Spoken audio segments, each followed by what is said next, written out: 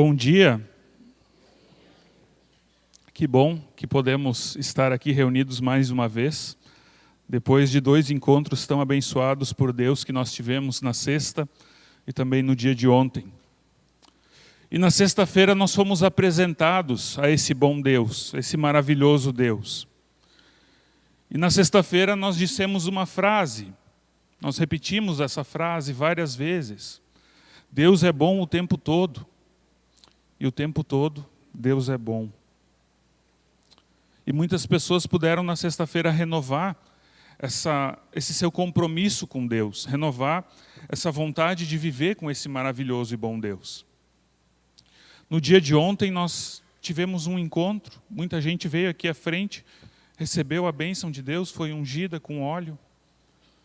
E nós mais uma vez, no dia de ontem, repetimos a frase, Deus é bom, o tempo todo Deus é bom. E hoje nós queremos pensar como é a vida com esse Deus. Como é a vida com esse Deus que é bom? Nós falamos que Deus é bom várias vezes. Mas será que você conseguiu falar isso do fundo do teu coração? Do fundo da tua alma, dizer, Deus é bom para mim? Ou você fala isso simplesmente porque é um jargão? Porque é muito fácil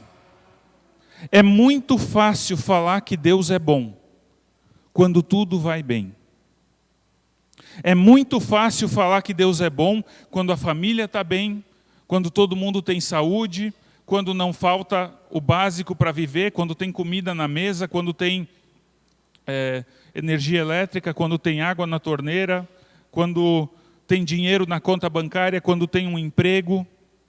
É fácil falar que Deus é bom quando tudo na vida está bom. É fácil falar que Deus é bom quando tudo vai de acordo com os nossos planos.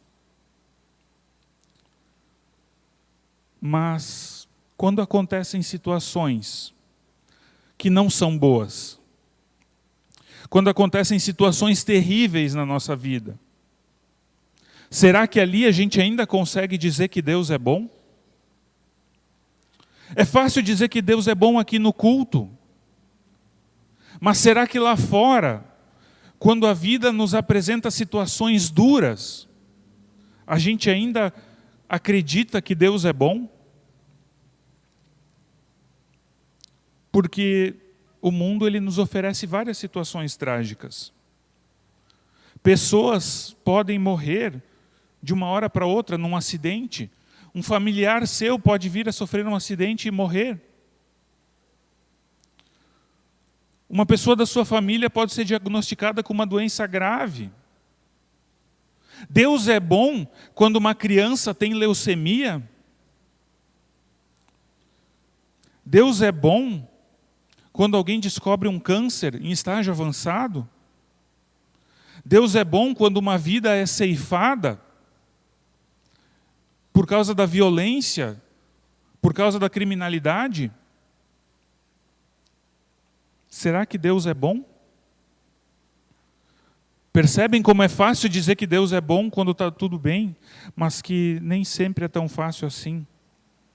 E nós muitas vezes temos uma visão de Deus, como o pastor Mateus falou, de um Deus que permite essas coisas ruins de acontecerem em consequência de pecados, como castigo de pecados. Ou seja, Deus é bom, mas eu sou mau. Então, se eu faço uma coisa má, eu mereço sofrer. Eu mereço o castigo. E é assim que muitas vezes a gente justifica as coisas ruins que acontecem no mundo, as coisas ruins que acontecem conosco, com os cristãos, com nossos irmãos. A gente acha que se algo de ruim aconteceu, é porque Deus está castigando, porque teve algum pecado. Mas quando a gente lê João 9, um homem que nasceu cego, e os discípulos de Jesus perguntam, quem foi que pecou para que esse homem nascesse cego? se foi ele ou se foram os seus pais. Naquela época, os judeus eles diziam que se alguém nascesse com uma enfermidade, é porque provavelmente ou os pais dessa pessoa tinham pecado, ou a própria pessoa tinha pecado quando ainda estava no útero de sua mãe. Ou seja, o sofrimento é consequência de pecado. Mas Jesus, ele diz que isso não é verdade. Ele diz que não houve pecado. Porque se houvesse pecado e a cegueira fosse consequência do pecado, Jesus não teria curado aquele homem. Jesus curou o cego de nascença. Se fosse consequência de pecado, Jesus teria dito para aquele homem: você está sofrendo por causa de pecado e você vai sofrer o resto da sua vida e não reclama. E Jesus iria se afastar daquele homem dessa forma. Mas não, Jesus cura. Jesus cura aquele homem. Isso não quer dizer que aquele homem não tivesse pecados e que os pais daquele homem não tivessem pecados. Tinham sim, porque todo ser humano tem seus pecados, todos nós pecamos. Mas as coisas ruins que acontecem, as tragédias na nossa vida, não são consequência de pecado. Nós não recebemos o que nós merecemos de Deus. Porque Deus é bom. E nós, como cristãos, somos chamados a confiar nesse Deus bom, a confiar nesse Deus maravilhoso, mesmo em meio às dificuldades que a vida com Deus possa apresentar. Porque Deus ele se revela a nós de uma forma toda especial por meio de Cristo. Deus ele se revela como Abba, como Pai querido, como Pai de amor. Muitas vezes, nós projetamos uma imagem de Deus como Pai, baseada na nossa experiência com o nosso Pai. Nós fazemos isso.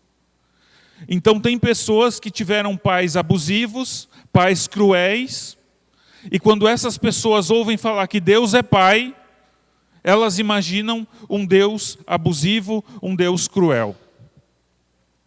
Tem pessoas que tiveram um Deus distante, um pai distante, melhor dizendo, um pai que não se importava com o que ela fazia, não se importava com o que acontecia com a pessoa, então a pessoa também acha que Deus é distante, porque a gente transfere nossa imagem a partir dos nossos pais aqui na terra para Deus. Quando na verdade, Deus, Ele é aquele que define a verdadeira paternidade. Os pais aqui da terra é que deveriam se espelhar na paternidade de Deus, para a partir da paternidade de Deus, serem pais dos seus filhos. E uma coisa, nós aprendemos, eu aprendi isso com meu pai, e quem é pai vai saber isso muito melhor do que eu. O pai, ele corrige os erros do seu filho porque ele ama. Mas ele não faz nenhuma correção por causa que ele tem algum problema com o filho. Ou porque o filho merece o mal, merece o castigo. Não, o castigo é correção. É para entender que aquele ato, que aquela ação do filho, ela não é boa. Ela vai prejudicar o próprio filho ou a filha. Pai não corrige para castigar. O pai não dá um castigo como vingança, como retribuição da coisa ruim que o filho fez. Não deve ser assim. O castigo é apenas uma correção de rota. E sabem, a gente muitas vezes não entende isso como filhos. A gente vai entender somente depois quando a gente cresce um pouco. Mas também tem pais que não pensam dessa forma. Tem pais que realmente acham que o filho merece o castigo. Porque o filho, ele é da natureza dele fazer aquela coisa errada e, portanto, ele deve ser castigado porque ele precisa pagar pelo seu erro. Mas Deus, ele nos ensina algo diferente. E ele nos ensina isso por meio de Jesus. Jesus, quando a gente olha para Jesus, a gente consegue entender como Deus realmente é esse Pai. Porque Jesus, ele nos ensina que o Pai está perto de nós. Deus está perto de nós. Ele não está longe. Ele não está distante, apenas nos vigiando para nos pegar no nosso erro. Não. Jesus revela um Deus que está presente no nosso dia a dia. Um Deus que cuida de nós.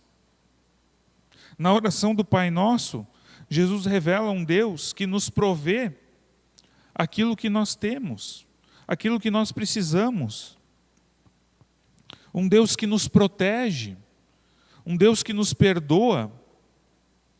Nós precisamos nos relacionar e viver com um Deus que Jesus conheceu, com o Deus que Jesus conhece.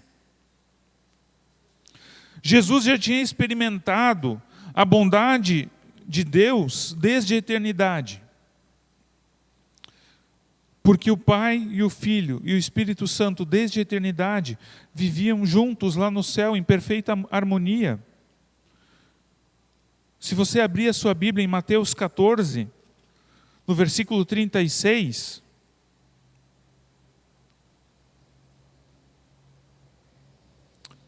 desculpa, está errado isso aqui. Não é Mateus 14, 36. Eu me enganei. Mas Jesus, desde a eternidade, ele já conhecia o Pai. E ele sabia que ele podia confiar no Pai. Ele sabia que ele podia colocar toda a sua vida nas mãos do Pai. E por isso que no Getsêmani, Jesus ele se entrega ao Pai dizendo: Senhor, seja feita a tua vontade. Seja feita a tua vontade e não a minha. Livra-me desse cálice, se for possível. O que é um cálice? Um cálice é uma experiência difícil, é uma provação.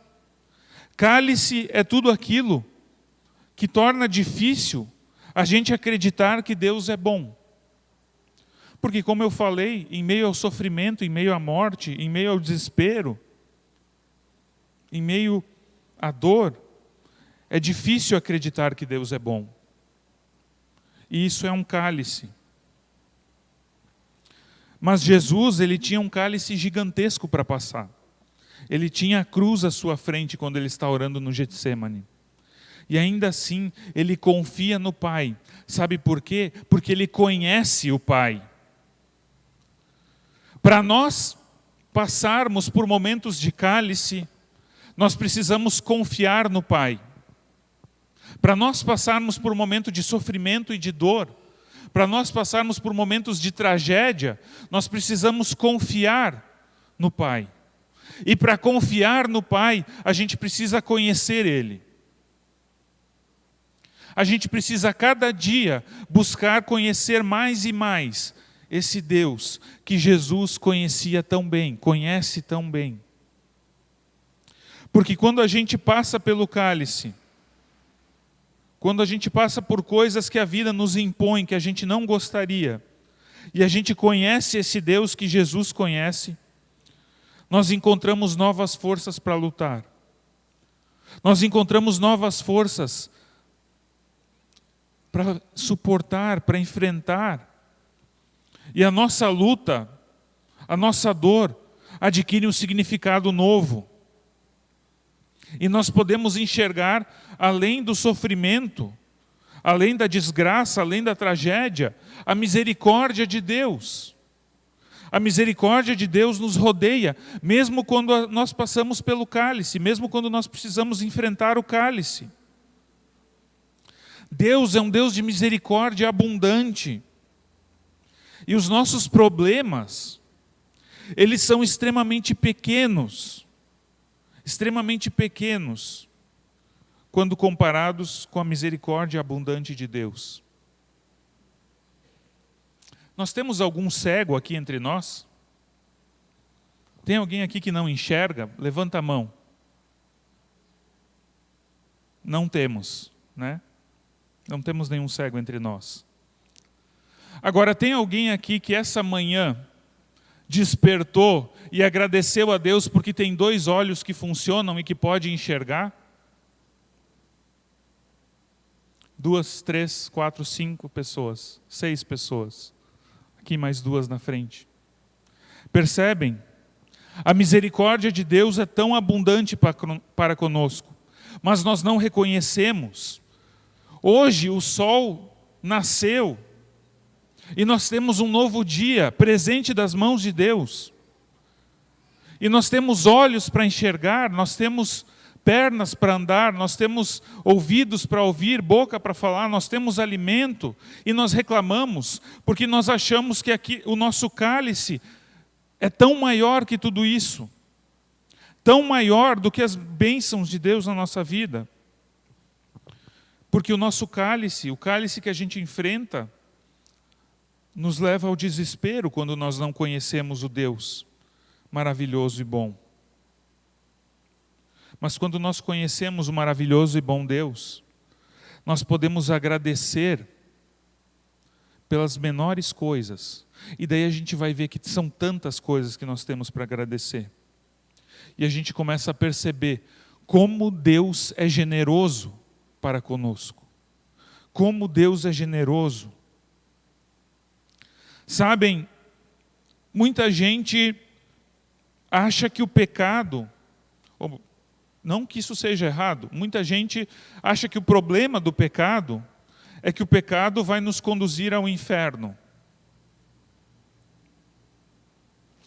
Mas a gente não se dá conta que muito antes de nos conduzir ao inferno, o pecado nos prejudica.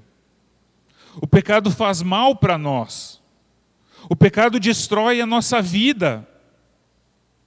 Por isso que Deus não quer que nós pequemos. Porque Deus não quer que nós soframos as consequências do pecado. Deus não quer que nós sejamos destruídos pelo pecado. O pecado tem consequências sérias.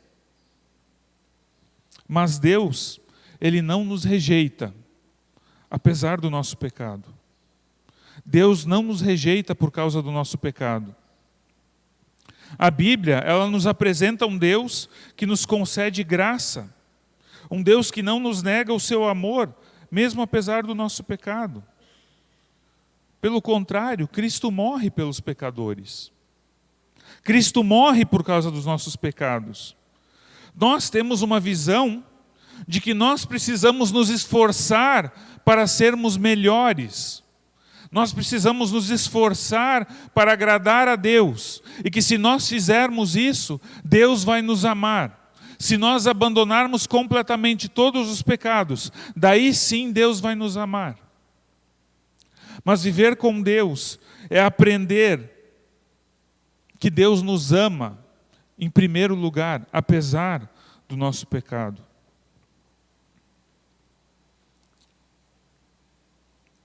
Abra sua Bíblia em Mateus 20.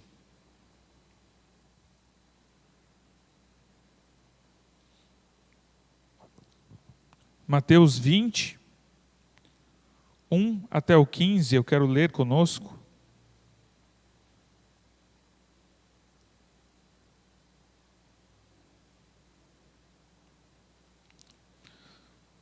Amém? Porque o reino dos céus é semelhante a um homem, dono de terras, que saiu de madrugada para contratar trabalhadores para a sua vinha. E tendo combinado com os trabalhadores o pagamento de 1 denário por dia, mandou-os para a vinha. Saindo por volta de 9 horas da manhã, viu na praça outros que estavam desocupados. E lhes disse: vão vocês também trabalhar na vinha, e eu lhes pagarei o que for justo. Eles foram. Tendo saído de novo, perto do meio-dia e às 3 horas da tarde, fez a mesma coisa. E saindo por volta de 5 horas da tarde, encontrou outros que estavam desocupados e lhes perguntou: por que vocês ficaram desocupados o dia todo? Eles responderam: porque ninguém nos contratou. Então ele lhes disse: vão vocês também trabalhar na vinha. Ao cair da tarde, o dono da vinha disse ao seu administrador: chame os trabalhadores e pague-lhes o salário, começando pelos últimos, indo até os primeiros. Chegando os que foram contratados às 5 da tarde, cada um deles recebeu 1 denário. Ao chegarem os primeiros, pensaram que receberiam mais. Porém, também estes receberam 1 denário cada um. Mas, tendo-o recebido, começaram a murmurar contra o dono das terras, dizendo: estes últimos trabalharam apenas 1 hora, mas você os igualou a nós, que suportamos a fadiga e o calor do dia. Então o dono disse a um deles: amigo, não estou sendo injusto com você. Você não combinou comigo trabalhar por 1 denário? Pegue o que é seu e saia daqui, pois quero dar a este último tanto quanto dei a você. Será que não me é lícito fazer o que quero com o que é meu?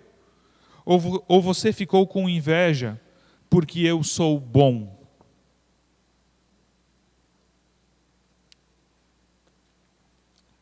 Você fica com inveja quando Deus é bom para com teu irmão? Deus é generoso, Deus é bom, Ele não exige. Deus, Ele não é um Deus que exige de nós. Ele nos dá aquilo que nós precisamos. Deus, Ele não é um Deus que nos oprime, Ele é um Deus que nos liberta. Deus, Ele nos cura.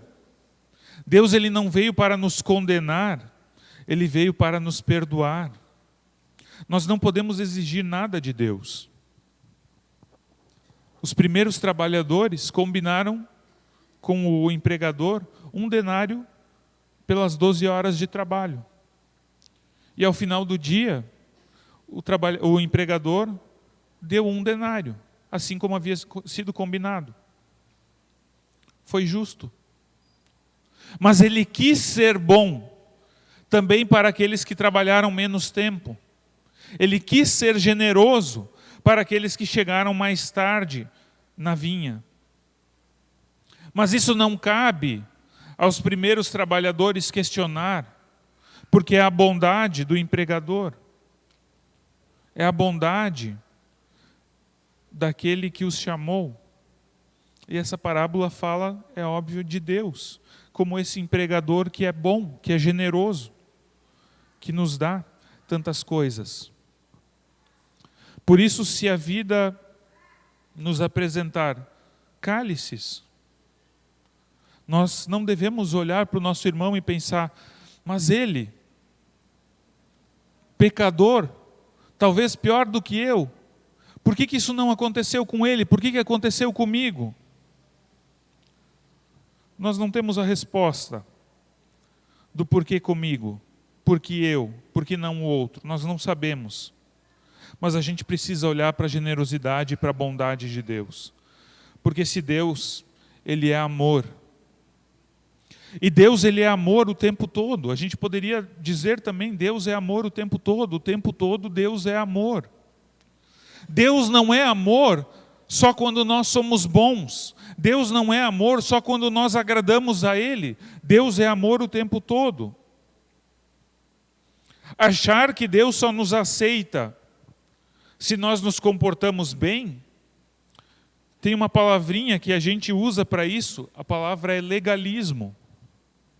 Achar que Deus só nos ama quando nós somos bons é legalismo, é viver pela lei, é a tentativa de obter o amor de Deus através das nossas ações.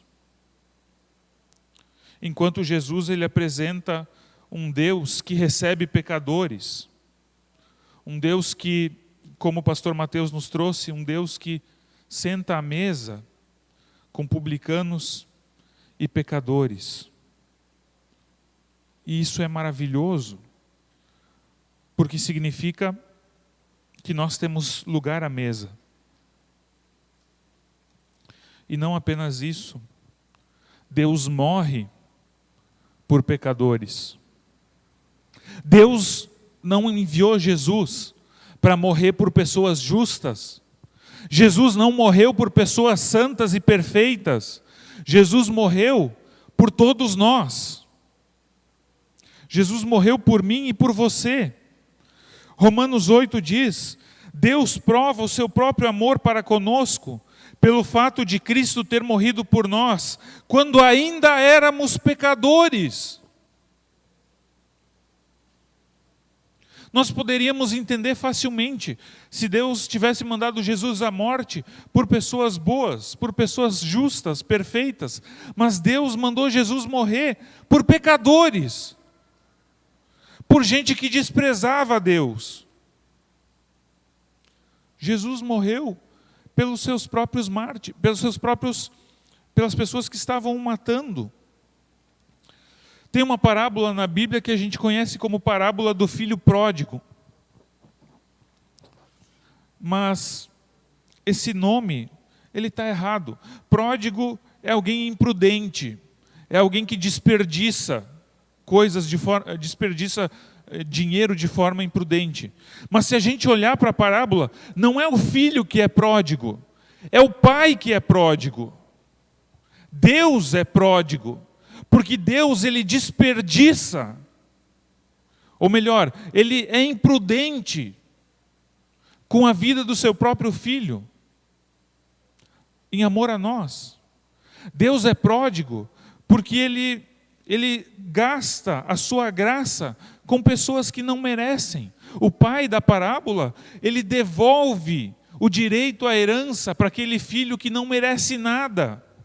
Ele gasta dinheiro colocando um anel no dedo daquele filho que não merece nada, que merece ser apedrejado pela desgraça, pela desonra que trouxe à sua família.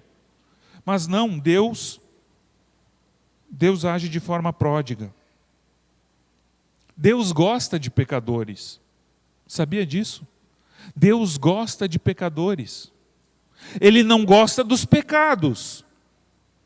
Ele não gosta dos pecados que nós cometemos, mas Ele gosta de pecadores, Ele gosta de nós. E daí nós precisamos olhar para a nossa vida e olhar para o nosso lado e pensar: tem uma pessoa pecadora do meu lado, e Deus ama ela. Será que eu consigo aceitar o fato de que Deus ama pecadores? Será que eu consigo aceitar o fato de que Deus ama o pior tipo de gente que tem na terra? Que Deus ama o assassino, o ladrão, a prostituta, o corrupto? Será que nós conseguimos aceitar isso? Viver com o bom Deus é aceitar que Ele ama os pecadores. E isso fere o nosso orgulho de um jeito sem igual. Isso fere o nosso orgulho, porque a gente quer que Deus nos ame porque nós somos legais, porque nós somos bons, porque nós somos justos. Uma coisa que nos separa de Deus, mais do que o pecado, é a nossa autojustificação. É nós tentarmos nos justificar diante de Deus. Porque não somos nós que nos justificamos. Deus é quem nos justifica por meio de Cristo. O grande problema da parábola do filho pródigo é que aquele irmão mais velho que ficou em casa, ele não aceita um pai que ama o seu irmão pecador. E ele quer se justificar diante do pai. Ele não aceita que o pai o justifique. Muitas vezes nós também não conseguimos entender que Deus ama a nós. Muitas vezes nós não conseguimos entender como é que pode Deus amar a mim, tão pecador. Se nós formos sinceros conosco mesmos, nós vamos perceber que nós somos pecadores e não merecemos. E daí quando Deus nos chama, como Deus nos chamou nas 2 últimas noites, nós hesitamos, porque nós não nos sentimos dignos diante de Deus. Deus ama o pecador, Ele não ama o pecado. existem duas formas de as pessoas verem a situação do pecado e da santidade de Deus. Tem pessoas que acham que Deus é irado e tem pessoas que acham que Deus é um cara paz e amor, que não se importa com o pecado. Nenhuma das duas coisas é verdade. Deus não é um Deus irado para com o pecador. Mas Deus, ele também olha para a questão do pecado de forma muito séria. Porque o pecado, ele nos destrói. E Deus quer o nosso bem. Deus não nos diz para evitarmos o pecado, porque Deus quer esconder coisas boas de nós. Deus não quer que a gente se divirta, Deus não quer que a gente seja feliz, não é isso. Deus não quer que a gente quebre a cara, Deus não quer que a gente destrua a nossa vida e se perca. E por isso Deus não quer que nós nos envolvamos com o pecado. Deus não queria que Adão e Eva tivessem contato com aquela árvore. Por isso ele disse, não comam daquele fruto. Não façam isso. Porque vai ser ruim para vocês. Vai ter consequências para vocês. Mas o ser humano, Adão e Eva, acham, mas Deus deve estar escondendo alguma coisa de nós. É a tentação da serpente, né? Deus está mentindo para vocês. Esse é o pensamento humano. Deus odeia o pecado, porque o pecado nos destrói. E Deus quer destruir aquilo que nos destrói. Deus quer destruir o pecado. Por isso nós somos chamados a viver com esse maravilhoso e bom Deus, evitando o pecado, evitando aquilo que nos destrói, evitando aquilo que nos separa de Deus, para que a gente possa estar próximo dEle. Afinal de contas, não é Deus, ou melhor, não é nós que vamos até Deus, mas Deus é quem vem até nós. Se você veio aqui na frente, em algum momento dos últimos 2 dias, não é porque você quis, é porque Deus agiu no teu coração, Deus te fez levantar e Deus te trouxe. E Deus estava aqui te esperando, porque Ele vem até o nosso encontro. Deus escolheu entrar no nosso mundo, mesmo sem precisar fazer isso. Nada obrigava a Deus a vir a esse mundo. Não existe amor maior do que dar a sua vida, diz a palavra de Deus. E em Cristo, Deus deu sua vida por nós. O que mais Deus poderia ter feito? O que falta Deus fazer para a gente acordar? O que falta Deus mostrar para nós? Não existe nada maior, não existe nada mais impactante, não existe nada mais significativo que Deus possa fazer por ti, para te convidar a uma vida com Ele. Tudo já foi feito. O maior ato de amor foi feito na cruz, quando Cristo se auto-sacrificou por nós. Mas a história não termina no auto-sacrifício. Cristo ressuscitou. Cristo está vivo. Cristo está vivo. Por isso que nós somos chamados a viver com Ele. Se Cristo tivesse ficado no sepulcro, se a pedra não tivesse sido rolada, não teríamos motivo para viver com Deus. Não teríamos motivo para viver com um maravilhoso e bom Deus. Mas Cristo está vivo. E por isso nós devemos ter vida, buscar vida. E vida se busca na fonte, que é o próprio Deus. Por isso nós vivemos com Cristo. Por isso nós vivemos com um maravilhoso e bom Deus. Porque Ele está vivo. Ele ressuscitou após ter se auto-sacrificado por nós. E esse Deus transforma a nossa vida. Ele nos dá uma vida maravilhosa. Ele nos dá uma vida boa. Por mais que aqui na terra nós passamos por cálices, Ele nos promete uma vida eterna, onde todos os cálices vão ficar para trás, e lá vai ser maravilhoso e vai ser bom. Enquanto nós não vamos para lá, nós somos chamados a viver em Cristo. Nós somos chamados a viver em santidade. Viver com esse Deus que quer que nós nos afastemos do pecado, para não sermos destruídos pelo pecado, mas que nós nos aproximemos dele, assim como ele se aproxima de nós, vivendo uma vida separada para Deus, uma vida consagrada para Deus. Abaixa a tua cabeça.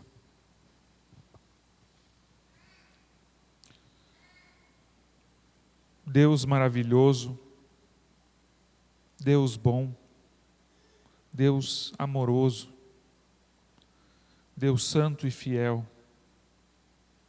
que em Cristo se autossacrifica por nós. Obrigado, Senhor, por esses 3 dias de conferência bíblica.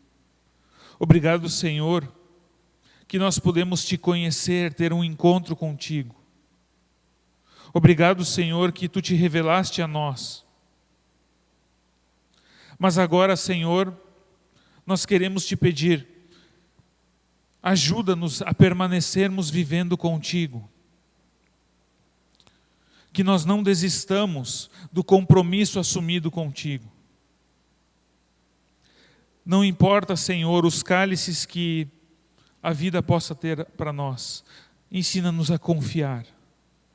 Ensina-nos a nos entregarmos nos braços do Pai querido, do Abba. Ensina-nos, ó Deus, a perceber que esse Deus, em quem nós podemos confiar, é generoso e nos dá tantas coisas boas, coisas incontáveis. Ajuda-nos a não reclamarmos quando as coisas estiverem difíceis, mas a confiarmos. Ajuda-nos, Senhor, a reconhecer que Tu és um Deus que nos ama e que Tu fizestes o maior ato de amor possível. Que nada mais pode ser feito, porque as últimas coisas possíveis foram feitas. Obrigado, Senhor, porque Tu queres nos livrar do pecado. Tu queres nos proteger das consequências terríveis que o pecado traz. E por isso Tu nos chamas a uma vida de santidade, a uma vida transformada, a uma vida que busca aprender com Cristo, cada dia da nossa vida. Nos dá, Senhor, fé inabalável, fé profunda na Tua palavra. E obrigado pela Tua graça. Em nome de Jesus. Amém.